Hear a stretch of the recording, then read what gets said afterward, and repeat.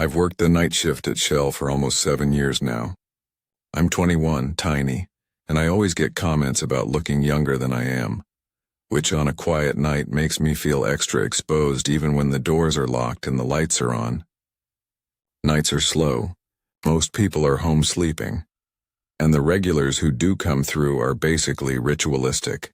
I know their cars, their coffee orders, and the way they avoid looking at me when I'm counting cash in the little office alcove. That night felt like any other at first. I was hunched over the counter with my laptop open, trying to squeeze in some homework between inventory counts and the creak of the building settling. The fluorescent lights in the store hummed in that way that makes everything feel a little unreal. Outside, the pumps were empty. The digital price sign blinked. The world was mostly darkness beyond the glass, but there was the predictable pool of streetlight that painted the sidewalk and a strip of road. Around 3:30 a.m., I heard the soft, distant whir of something on the sidewalk. I glanced up because noise at that hour is always enough to make you look. A man on a razor scooter glided by. Not a kid on rollerblades, not someone running. A grown man, moving slow like he was taking his time. He passed the windows and I registered the shape of him and then went back to my notes. A beat later he passed again, coming back the other direction. That's when things started to feel off. The second time he looked up directly at me. His face, it's hard to describe without making it sound dramatic. He was pale. Not the kind of pale from the weather, but that flattened, weird pale that catches the overhead light differently. His eyes seemed too wide, and they stayed on me longer than a casual glance should. He rolled up to the window, stopped his scooter as if that was the most natural thing to do, and just stared. I remember my stomach doing a little flip because there are rules where I work. Doors stay locked, I keep the phone near me, and if someone acts weird, we call the manager or the non-emergency line. But this felt different, like the kind of thing you don't want to blow up into a bigger scene unless you have to. He wasn't saying anything. He didn't move much at all. His expression could have been neutral if not for the intensity. There was a stillness about him that made the whole store feel like a fishbowl. I tried to force myself to go back to the homework, to scribble something down like everything was normal, but my hands were numb. I remember thinking absurdly that if I looked away, he'd go away, but that didn't happen. After a minute or two, he pushed the scooter toward the front doors and started pulling on them. Not a firm grab like someone with a purpose, but a testing, lazy tug. The kind of test you do when you aren't sure if a door is locked. I locked eyes with him again, and suddenly it felt very small and very personal. He yanked on the handle a couple of times, and then, and this is what really got under my skin, he started banging at the glass, like someone tapping the surface of a fish tank to get the fish's attention. At first it was just a dull thump. Then he laughed in a way that didn't sound like laughter I'd heard before. It was breathy and quick, and it made my chest tighten. He hit the door harder, the sound echoing off the metal and the small refrigerator humming near the counter. The jars of lollipops rattled. The automatic light above the entrance flashed but didn't open. I remembered being taught in training that sudden movements can escalate things, so I kept calm on the outside while my inside started doing cartwheels. I slipped quietly into the back room. There's a storage closet tucked behind the office where we keep the extra cleaning supplies and seasonal stock, and I know the sound insulation is decent. I closed the door and sat on the floor with my back against a stack of boxes. My phone was in my pocket, screen cold and invisible. I thought about calling the manager or 911, but my voice would have given me away. Every breath felt like the wrong kind of noise. I tried to breathe small, to count to 10 and then 10 again, to make my body realize this was still just a job and a shift and a thing that would end. Time didn't move right. The banging continued, a metallic, impatient sound that made my teeth clench. The man's figure loomed sometimes outside the small high window in the door, an outline that would freeze there and then move away. At one point I heard him mutter something low and nonspecific as if he was talking to himself. The sound bled through the door and settled in my throat. Eventually it stopped for a bit, and the silence was so thick I could hear my own heartbeat, loud and stupid in my ears. I lay flat against the boxes and tried to listen for whether his footsteps were moving away or pacing. My brain offered up a list of practical things I could have done differently: kept the handbell within reach, called someone sooner, put the sign on closed, and with each idea I felt both foolish and suddenly more vulnerable. When it finally went quiet, I creeped open the door a crack and looked through the narrow gap. I could see him standing on the sidewalk, scooter at his side, facing away from the building. For the first time since he showed up, his shoulders sagged like someone who had been holding their breath. He walked off, not running, not hurried, just walking like whoever he was had finished whatever small private business had brought him there. I didn't come out right away. I waited a while longer, 5-10 minutes, because I needed to be sure. After years on nights, you learn to be suspicious of certainty. I let enough time pass to feel almost foolish about it, then stepped out. The doors were intact, no marks that screamed danger, just the usual oily fingerprints everyone leaves. There was no sign of the scooter, no helmet, no discarded wrapper where he'd stood. The street was empty, a smear of sodium light and the occasional car in the distance. I walked the perimeter with the little flashlight we keep by the register, and found nothing that made sense. I finished the rest of my shift in this brittle state, doing my job on autopilot, ringing up the late-night drivers who did come through, restocking chips, checking the cigarette case with trembling hands. Every small noise made my heart leap. Every shadow from the reflection in the glass looked like him turning back. I kept waiting for the scooter's whir to come around the corner again. The next day, I told my manager. He was sympathetic and said we'd call the regular patrols to drive by during the shift change. He suggested keeping the cameras focused on the front and to consider an extra lock. I left that morning with my backpack heavier with textbooks and a new weight in my chest that settled in the pit of my stomach. For weeks afterward, I replayed that night in my head, the small details that keep you awake. The sound of his knuckles on glass, the way his eyes didn't move when he stared, the weird laugh that was somewhere between a snort and a giggle. I thought about what could have happened if he'd managed to force his way in, about how small I felt in that big fluorescent room. But I also thought about how absurdly normal everything else was. He didn't break anything. He didn't shout threats. He left without a word. That in itself made the whole thing more unnerving. There was no neat explanation, no motive to pin to the memory. Just a tiny, ordinary night broken in a quiet, strange way. Over time, the fear dulled into a wary memory. I learned to lock the office door even when my break was over, to keep my phone in my hand, and to place the little handbell we used at the register out of direct reach so I could use it as a weight before opening the main doors if needed. I still think about him sometimes, passing by on that scooter, his blank face in the light. It's one of those nights that sits in the back of your head, small enough to forget at a glance, sharp enough to pull you up in the middle of the night.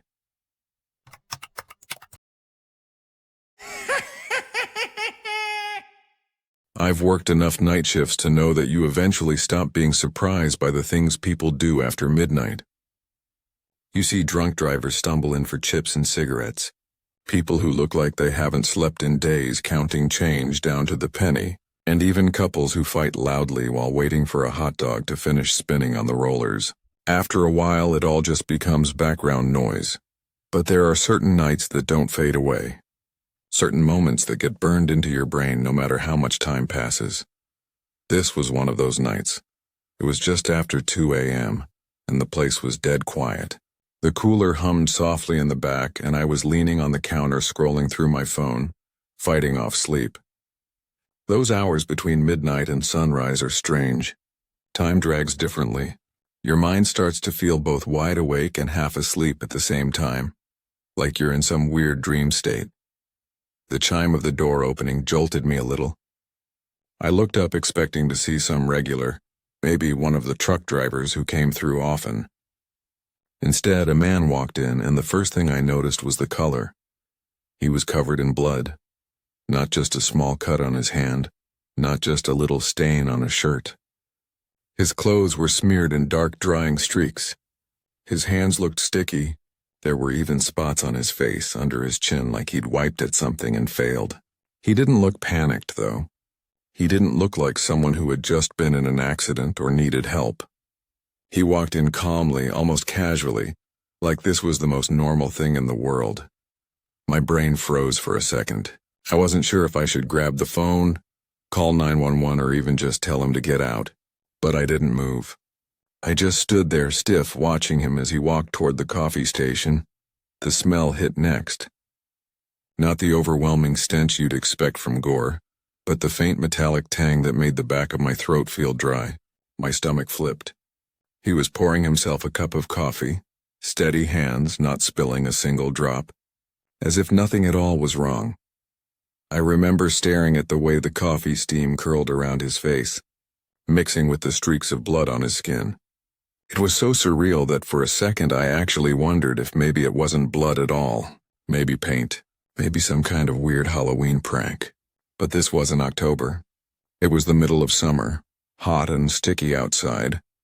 He grabbed a candy bar too, ripped the wrapper slightly on the way to the counter, and placed both items in front of me. That's when I realized my hands were shaking. I was fumbling with the register like a rookie on their first day. I didn't want to look directly at him, but I couldn't help sneaking quick glances. His eyes were calm, too calm. He wasn't out of breath. He wasn't flustered. He didn't even look tired. He looked like a man running a simple errand on his way home. I rang him up, and when I finally handed him the change, I think my face must have given me away. I couldn't hide the way I was staring, because he smiled. Not a big grin, not even friendly.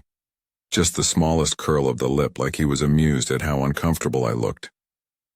And then, as if he'd rehearsed it, he leaned slightly closer and said, "Don't worry. It's not my blood."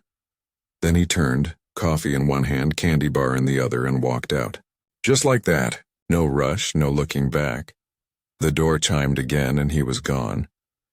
I stood there frozen for what felt like forever, my heart hammering so loud I could hear it in my ears. My brain was trying to make sense of it. If it wasn't his blood, whose was it?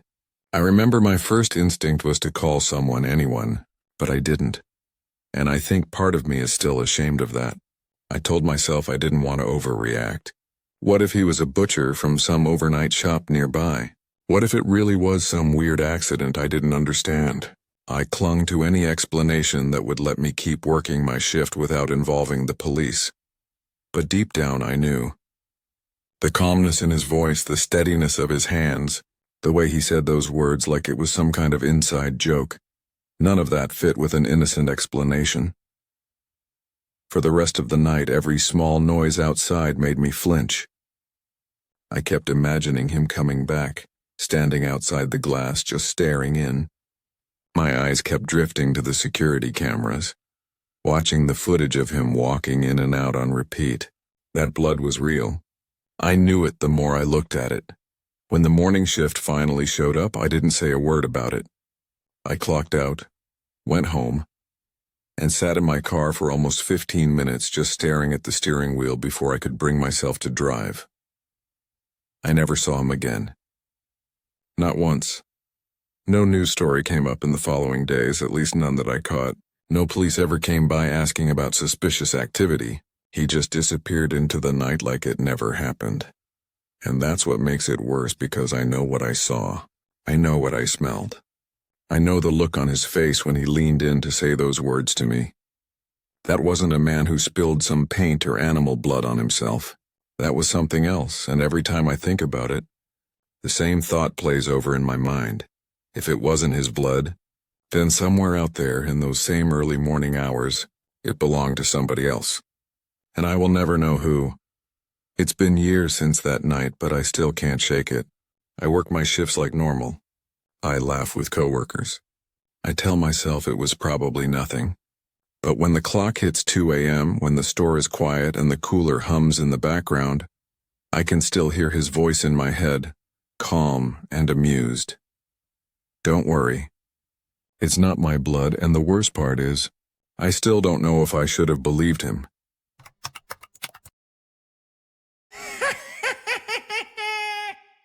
Working third shift at a gas station is one of those jobs people don't really understand until they've done it. You'd think it's boring. Long, empty nights, maybe a few cars here and there. Hours of silence broken up by stocking shelves and wiping down counters. And yeah, a lot of nights are like that. But what people don't realize is that when you're the only person working in the middle of the night, the world feels different. Every sound echoes. Every shadow looks like it's moving. And every customer who shows up, especially after midnight, feels like a potential story waiting to happen. For safety reasons, once third shift starts, the store itself isn't open for people to just walk into. We use what's called the service window. It's basically a thick piece of glass with a little sliding drawer at the bottom where I can take cash, hand out cigarettes, ring up snacks, all without unlocking the doors. It's not the most convenient thing, but it's policy. No exceptions. You'd think that would keep the weirdos away. That by limiting access I'd see fewer of the creepy types at 3 a.m. But no. If anything, I've learned that people find new ways to make you uncomfortable. This one night in particular still sits with me. It was a Wednesday, if I remember right. Middle of the week, middle of my shift, that dead hour where time feels slower than usual. I'd just finished wiping down the coffee station and was sitting on the little stool behind the counter, half watching the tiny TV we kept running in the corner. I remember glancing at the clock. It was right around 3 in the morning. That's when I noticed him. A car had pulled up to one of the pumps. Nothing unusual at first, but after a few minutes I realized the guy wasn't pumping gas. He wasn't even moving. He was just standing there outside his car facing the store. At first I thought maybe he was checking something on his phone or waiting for someone. But the longer I looked, the more I realized he was just staring. Not walking around, not smoking, not fiddling with his car door, just standing completely still. Eyes locked on the gas station. On me. 10 minutes. That's how long he stayed out there before he moved. And the entire time he didn't take his eyes off the store. I tried to act like I wasn't paying attention. I busied myself straightening up some packs of gum near the register, checked my phone, made notes for inventory. But I could feel it, that weight of someone just watching you.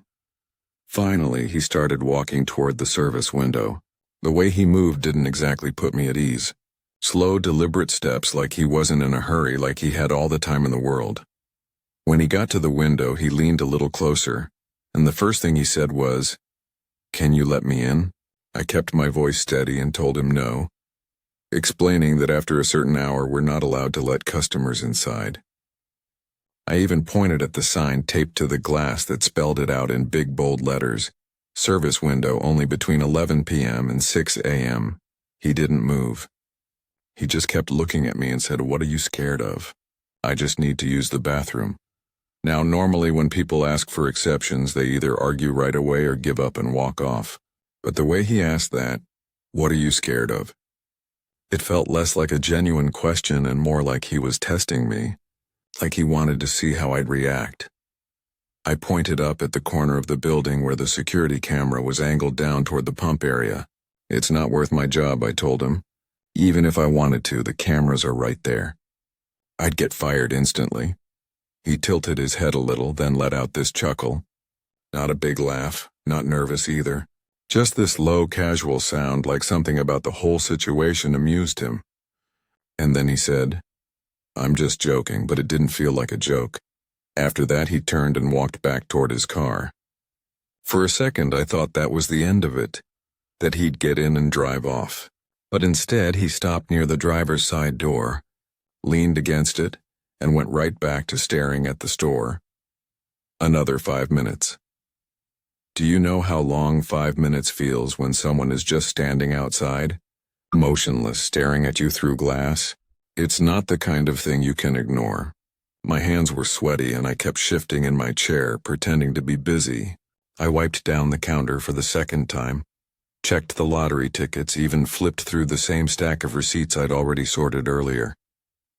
Anything to make it look like I wasn't bothered, but inside my chest was tight. I kept thinking about all the stories I'd heard from other clerks. Robberies, assaults, people who forced their way inside when the door was unlocked. I thought about how alone I was in that building, about how the only thing separating me from him was a locked glass door and a service window. Eventually, after what felt like forever, he finally got back into his car. The headlights came on and he pulled away nice and slow, disappearing into the empty road. I sat there frozen, staring at the pump he'd just left, half expecting him to circle back. My heart was pounding so hard it took me a while to calm down enough to get back to normal. The rest of that shift, I couldn't shake the feeling. Every time a car pulled in, my stomach clenched. Every time I heard footsteps outside, I caught myself holding my breath, and the thing is, he didn't do anything technically wrong. He didn't threaten me. He didn't try to break in. He didn't yell or curse or cause a scene. All he did was stand there, ask to be let in, and stare. But sometimes it's not what someone does, it's how they do it. The way he looked at me, the way he worded that question, the way he lingered outside for so long, it didn't feel right. Even now I wonder what his real intentions were. Was he genuinely just looking for a bathroom? Or was he hoping I'd get nervous enough to break policy and unlock the door? And if I'd given in, what would have happened? I'll never know. And honestly, I don't want to. That's the thing about working nights. Most customers come and go without incident. But every once in a while you get someone who leaves you with questions you'll never get answers to. Questions that stick with you long after the shift ends. I've had people ask me if I ever get scared working alone at night. I usually laugh it off, make a joke about how the creepiest thing is cleaning the bathrooms after a Friday rush. But the truth is, yes, sometimes it scares me more than I like to admit, because there are moments like that night when you realize just how vulnerable you really are. Behind the counter, under the fluorescent lights, you feel safe. But all it takes is one person on the other side of the glass to remind you how thin that line of safety really is. And that's something you don't forget.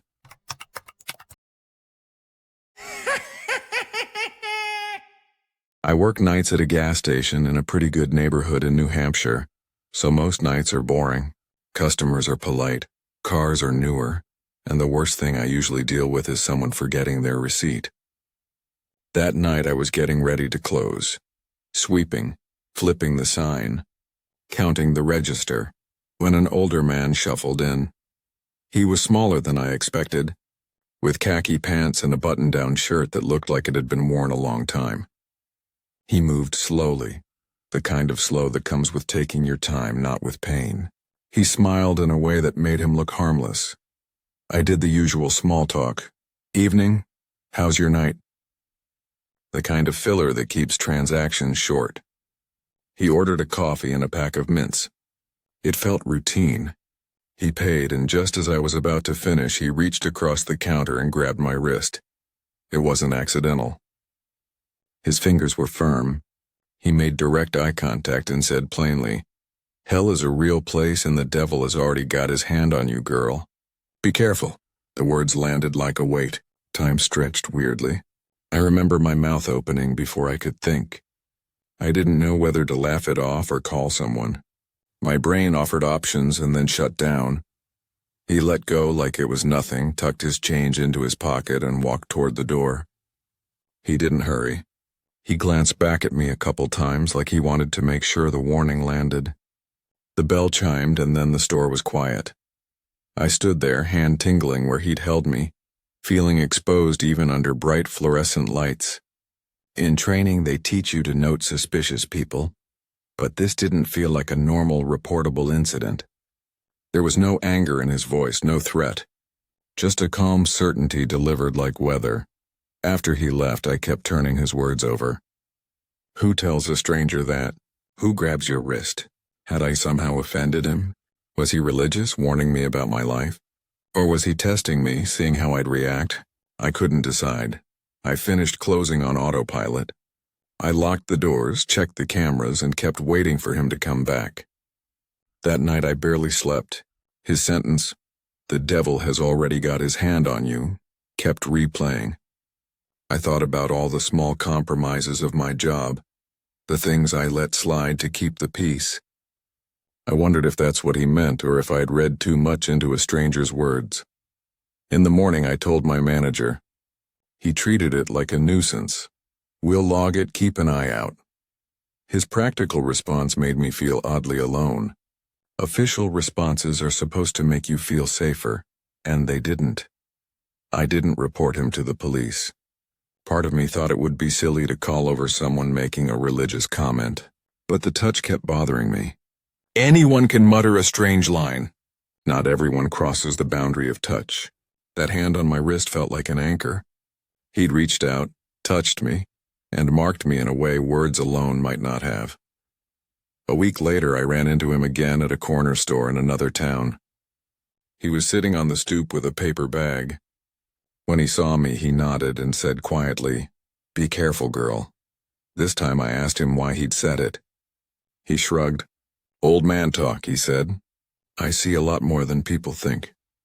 He wouldn't elaborate. He didn't give me a sermon or ask about my life. He just said, "Keep your eyes open," and smoked a cigarette as if that settled the matter. I wanted to be angry, about the wrist, about being singled out. But shouting felt pointless. He didn't seem to want to frighten me. If anything, he sounded like he believed he was doing me a favor. That didn't make it less invasive.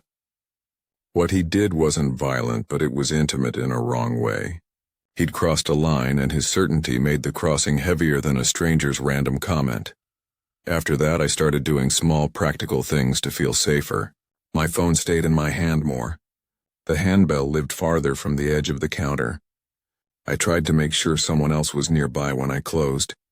None of these moves were dramatic, but they gave me back a little sense of control. Coworkers mostly brushed it off when I told them. "Old people say weird things," one said. A regular suggested I not let it bother me, but the hand on my wrist nagged at me. Words can be shrugged off. Touch is different. It crosses a line you didn't invite someone to cross. A week later, I saw him again, sitting on a stoop in another town. He nodded when he saw me and said quietly, "Be careful, girl." I asked why. He said, "I see a lot more than people think," and offered no more. He wasn't preachy or threatening. He was oddly matter-of-fact. That second encounter didn't make the memory worse. It made it firmer. It taught me that not all unsettling moments are dramatic. Some are quiet and intimate and impossible to report on a form. So I adjusted. I keep distance when customers linger. I don't laugh off odd comments.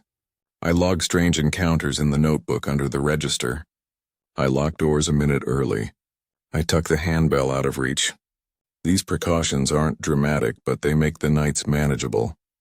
The man never became a headline or a story retold in the break room. He remained a quiet, strange part of my work life. A small moment that taught me to notice the tiny alarms in my body and act on them. Maybe he thought he was helping. Maybe he was lonely. Maybe he liked the effect his words had. I don't know. What I do know is this. Sometimes the unsettling things aren't overtly dangerous. They're intimate and small, and they leave you with a feeling you can't file under a standard incident report. That hand on my wrist was minor in the grand scheme of things, but it forced me to change how I guarded my space. In a job that's all about being exposed under fluorescent lights, that small adjustment made all the difference. If there's a takeaway, it's this. Trust the tiny alarms in your body. They rarely ask for dramatic action. They ask for distance, for a locked door, for a note in a notebook. Those tiny ordinary moves are the real safeguards. They make it possible to do the job and still feel like you belong to yourself when the fluorescent lights go off.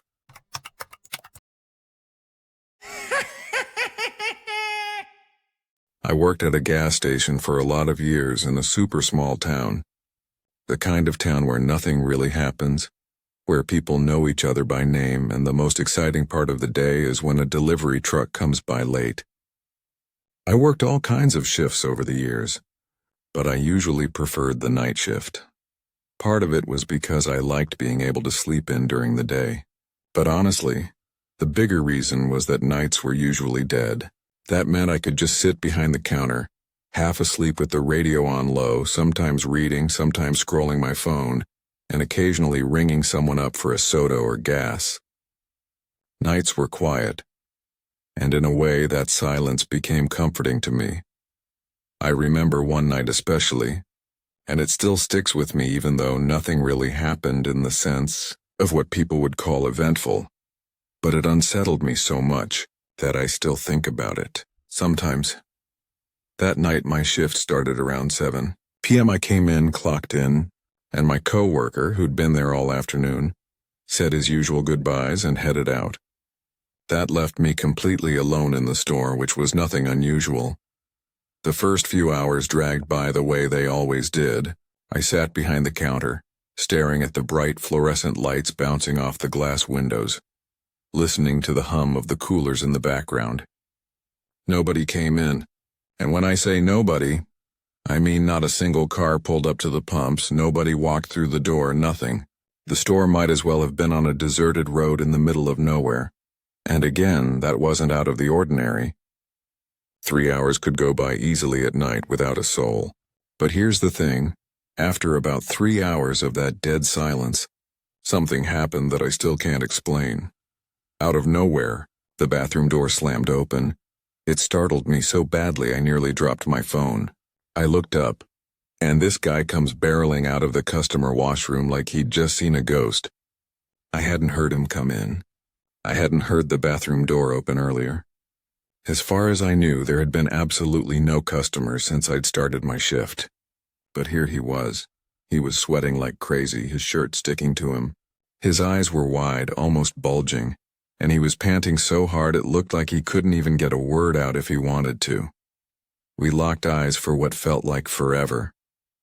Maybe it was only a few seconds, but in that silence, with the fluorescent lights buzzing and the dead air of the store, it felt much longer. And then, without saying a word, he took off, full speed. He sprinted straight out the front door. The bell above the door jingled like normal, and then he was gone. I sat there frozen, just staring after him. The thing that freaked me out wasn't just how he looked, but the fact that I had no clue how long he'd been in that bathroom. I know my store, I know the sound of the front door, and I know for a fact nobody had come in during those 3 hours. Nobody. Not a single car pulled up. Not a single person walked through. So how the hell did he get in there? That bathroom was right by the back corner of the store. There was only one entrance to it, and the only way to get to it was by walking right past the counter where I sat. And yet somehow this guy had been in there long enough to come stumbling out like that, looking like he'd been trapped in there, or hiding in there, or... I don't even know. I didn't chase after him. Honestly, I was too stunned to even think about it until he was long gone. My first thought was maybe he'd slipped in during the shift change, but I replayed that moment in my head and realized there was no way. I'd been at the counter since my co-worker left. I would have seen someone walk by me and into the bathroom. Then I thought maybe he was in there from earlier in the day before I got to work. But the thing is, my co-worker is thorough. He checks the bathroom before leaving, makes sure everything's in order, and he would have noticed someone hiding in there. That's when I started to feel uneasy, because the only explanations I could come up with didn't make sense. I sat there the rest of my shift with this uncomfortable awareness of that bathroom door in the corner of my eye. I kept waiting to hear it open again, half expecting someone else to walk out who I hadn't noticed going in. But nothing else happened. Just silence. At the end of my shift, I did something I never normally did. I checked the bathroom myself before leaving. I don't know what I was expecting. Maybe some sign that someone had been in there, something left behind, but it looked normal. Toilet paper stocked, floor clean, nothing out of place. Just a bathroom. I told my manager about it the next day and he brushed it off. Said the guy was probably just high. Maybe wandered in during a moment I wasn't paying attention. But I know my store. I know the rhythm of it. That doorbell chime rings every single time the front door opens, and I hadn't heard it once in 3 hours. What unsettles me most, even years later, isn't the guy himself. People come in on drugs, people act weird, people sweat and pant and run, it happens. It's the fact that I cannot explain how he got in there. It's the way he looked me dead in the eyes, like maybe he knew I'd been sitting there the whole time and wondering when I'd notice. To this day, I think about that night whenever I see an empty bathroom stall in a gas station or convenience store. Because I keep wondering, how long had he been in there? What was he doing all that time? And why did he look so terrified when he finally came out? I'll never know. And that's the part that still gets under my skin.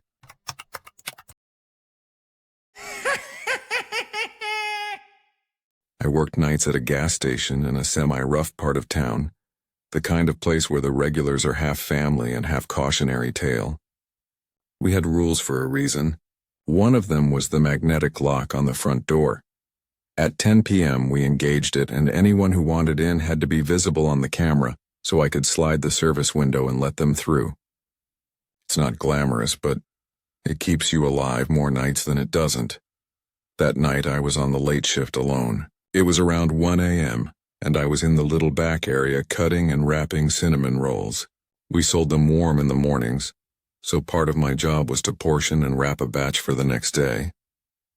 The dough was still soft, and the glaze made everything smell like sugar and butter. It's a weirdly comforting task when the rest of the store is quiet. I like the ritual of it.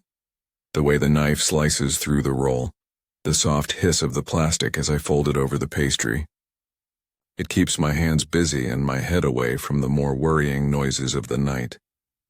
I heard the pumps click in the distance and glanced up at the camera feed more out of habit than suspicion. There's a small monitor mounted near the prep table so I don't have to keep jerking my head to the front. That's when I saw someone approaching the door. He was hunched, hood up, hands in his hoodie pockets, head down. That stance alone makes your shoulders tighten. People in my neighborhood duck their heads when they're trying not to be noticed, or they keep them up when they're looking for trouble. This guy looked like he was trying to disappear. He got to the door and gave it a little tug like he expected it to open. The magnet held. He straightened and looked up, directly at the camera, directly at me. For a beat I thought it was going to be a normal exchange. He'd slide his face into view and I'd slide the window, check ID, whatever. Except his face wasn't his face. Over his head was a white cloth pulled tight with 2 eye holes cut into it. Someone had drawn red paint or maybe marker around the eye openings. Not neat, but deliberate enough to read like eyes rimmed in blood. I remember thinking in that surreal, useless way that the paint looked cheap, like a Halloween last-minute job. And then the sensible part of my brain reminded me that it was January, and there were no costumes out there at this hour. He stood there as still as a statue, not moving the way a person who's cold might, or shifting like someone impatient. He just stared. The 2 little holes lined up with the camera, with me, and for a full 3 minutes he didn't flinch. I counted silently because that's what you do when you don't want to panic. 1 Mississippi, 2 Mississippi, trying to measure time into something human. 3 minutes is a long time when you're looking at someone who won't look away. My hands went clammy. I reached automatically for the phone on the prep counter, the one we keep with the speed dials. My voice on the other line sounded normal but tight as I told the dispatcher what I was seeing. White cloth, eye holes, red paint. He's standing at the door staring. I'm on camera. I gave them the address like it was a script I'd read 1,000 times in training. The deputy said they'd send someone, asked if I was in immediate danger, asked if he'd tried to get in. I said no, he hadn't tried hard to force it, just a little tug earlier, and that I was behind the counter with the window locked. While I was on the phone, he didn't move. People sometimes freeze when they see a camera, curiosity, bravado, or just being plain weird. But the stillness of it got under my skin because there was no other indication of what he wanted. The red around those eye holes made him more like a caricature than a person. And that lack of humanity is what makes your imagination run. I kept feeling for that little handbell on the counter, the one we use when someone needs to get our attention through the window. I kept it near the edge so I could knock it as a warning if needed. But I didn't want to make a sudden noise and provoke whatever mood he was in. After a few minutes, when the dispatcher said help was 15, maybe 20 minutes out, I told them I was going to keep an eye on him and not to hang up. I clicked the camera to a wider angle and leaned forward, rolling the cinnamon roll box under the counter so it wouldn't rattle if I moved. He raised one hand and still gloved, and gave me the smallest wave, like a polite nod. Not aggressive, not threatening in the way shouts or banging feel threatening. Just that weirdly casual little wave as if he was saying hello to the person watching him on TV. For a moment I actually laughed out loud. The kind of laugh that's a release because your brain is trying to make the situation normal. "Okay, very funny," I said, but of course my voice sounded sharp and the laugh died quick. He turned and started walking away as slowly as he'd come. He didn't run. He didn't look around. He didn't get in a car or anything. He just walked down the sidewalk into the dark. I stayed on the phone with the dispatcher until units confirmed they were driving past the area. They told me they'd check the cameras and the patrol routes and to call if he came back. I checked the footage on the register. The camera by the pumps shows a wider view, and I scanned it to see if he'd slipped around to another entry, but there was no sign of him after he walked away. The paint around the eye holes smeared under the cloth when he moved. A little streak down the side, which made me wonder if it wasn't paint at all, but something else. I tried not to think about that. After that night, I brought the footage to my manager. I wanted the store to press charges if anything came of it, even if it was just trespassing or creating a public nuisance. He watched the clip with a face that said what I already knew. It was creepy, it required follow-up, but there was little the company could do unless we had a report from the patrol. He logged the incident and told me to keep the doors locked and the cameras rolling. Co-workers had their own theories. Probably some kid messing around, one said. Art project, another joked. Maybe that's what it was. Maybe it was someone with a weird sense of humor who wanted to see how a clerk would react. The problem is that when you work late in a neighborhood where things can go sideways fast, the choice to laugh it off or take it seriously isn't always yours. You get good at hedging your bets, take precautions, treat the weird as potentially dangerous, and let the professionals decide. I couldn't shake the way the face covering looked against the camera, like two small voids where a person's eyes should be. It stuck with me in the quiet hours, the way the paint was sloppy, the way he seemed almost proud of the effect, giving that tiny wave before wandering off. It's the kind of thing that lodges in the back of your skull and makes you check the door twice when you lock up, makes you leave one light on even in the morning. Did the police catch him? I never got a follow-up. The next week, there was a patrol that drove by more frequently during my shift for a couple nights, and management installed a small sign next to the door encouraging anyone to call if they saw suspicious behavior. It made me feel a little safer. It also made me feel a little ridiculous. Why should a sign calm nerves frayed by someone waving at you from behind a white cloth? The truth is, sometimes you never know the intent behind strange actions. Sometimes there's a harmless explanation, and sometimes you're glad you didn't find out the other kind. I still wrap cinnamon rolls at night. The dough has the same smell, the same soft give when I cut through it, but I'm more aware now of the monitor on the prep table, of the way shadows move by the pumps. When someone approaches the door with their head down, my hands tense the way a cat's do when they hear a small noise. That little wave, polite, casual, almost friendly, is the worst part. Not because it was threatening, but because it was human in a way that made the rest unexplainable. It makes you think about the people walking past your life with intentions you can't read. It makes you keep the lights on a bit longer.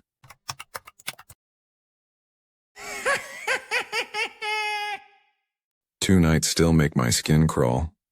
The woman who told me I was half angel and vanished after going into the windowless bathroom, and the guy who poured lighter fluid near the register and tried to light it with a stove lighter. I worked nights for years, and you collect weird stories by default. Most of it is forgettable. Drunk customers, people asleep in cars, kids grabbing snacks. But every so often something happens that doesn't fit the routine, and those incidents stick with you. The woman came in on a slow night while I was finishing up closing chores. She started talking right away, fast and scattered. A whole speech about demons and angels.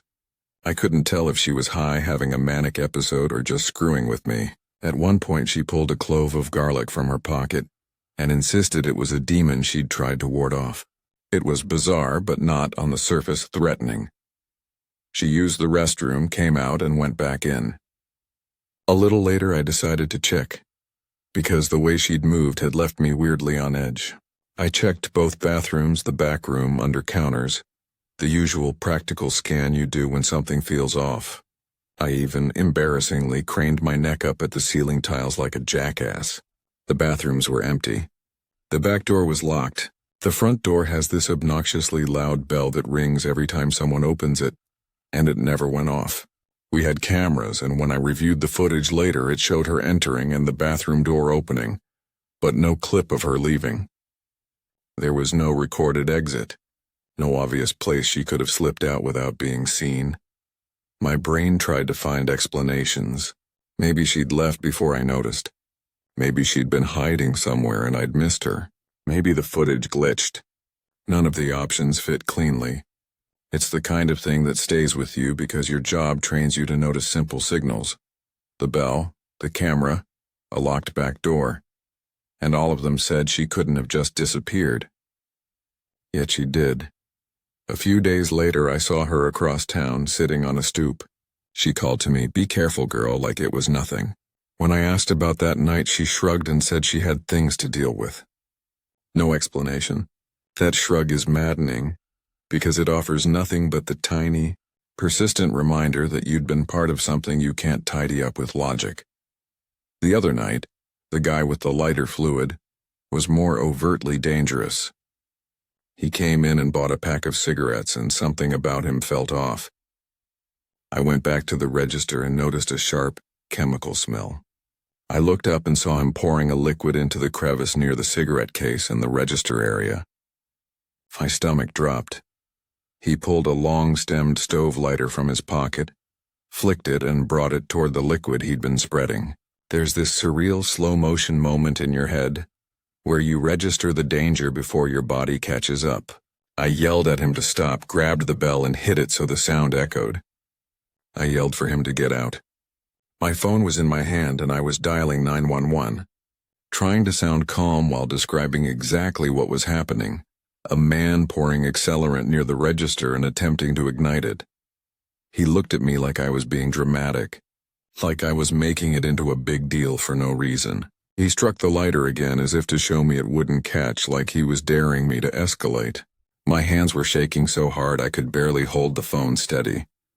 The dispatcher told me to move to a safe spot. The only real safe spot at that second was outside the store. I told the man I was calling the police, and he muttered something about having to prove a point. Before he finally pocketed the lighter and left, I locked the doors. Immediately after, he walked out and stayed on the line with dispatch until officers arrived. They tested the area and found residues where he'd poured the fluid. It could have been a catastrophe if the liquid had ignited properly or if a stray match had landed on it. The cops took my statement, took photos, and made a report. Management tightened rules after that. Better cameras, more frequent patrols, and a stricter closing policy. Small changes, but necessary. Both incidents taught me the same ugly lesson. Weird doesn't always mean harmless, and harmless doesn't always look weird until it's too late. The woman who disappeared hadn't been violent or threatening in the obvious sense. She'd been unnerving and intimate, the kind of person who crosses a boundary by touching your attention and then refusing to explain why. The man with the accelerant was flat out dangerous. Different flavors, same aftermath. A deeper running caution that changes how you do the job. I started doing small practical things after those nights. I stopped going into the bathroom alone unless someone else was in the store. I kept my phone on the counter rather than in my pocket so I could hit speed dial in a second. I kept the handbell within reach but not right at the edge, more to use as a signaling tool than anything else. I double-checked the back door before closing, and I made a habit of scanning the camera feeds regularly, not just when something felt off. These aren't heroic measures. They're tiny, boring moves that buy you minutes and keep you safer. People will shrug and say, "It's just the job," or "They were probably on something." That's true a lot of the time. But the point is you can't always tell which nights are routine and which nights pack a hazard under the weirdness. The garlic lady's disappearance didn't leave physical damage, but it left a mental hole I couldn't fill. The lighter fluid guy left a more obvious scar. The knowledge that someone at random could decide to try lighting the place on fire, and you might be the only person stopping them. I don't tell those stories to get sympathy.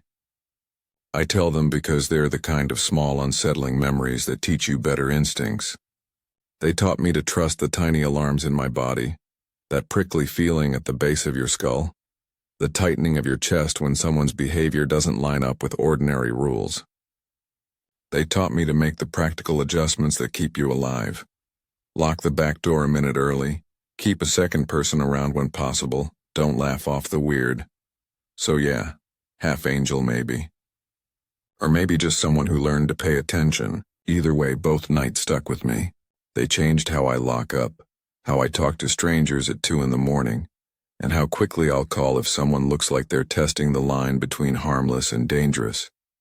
Under fluorescent lights, you learn that the difference between normal and nightmare is often a single, tiny decision someone makes in the dark.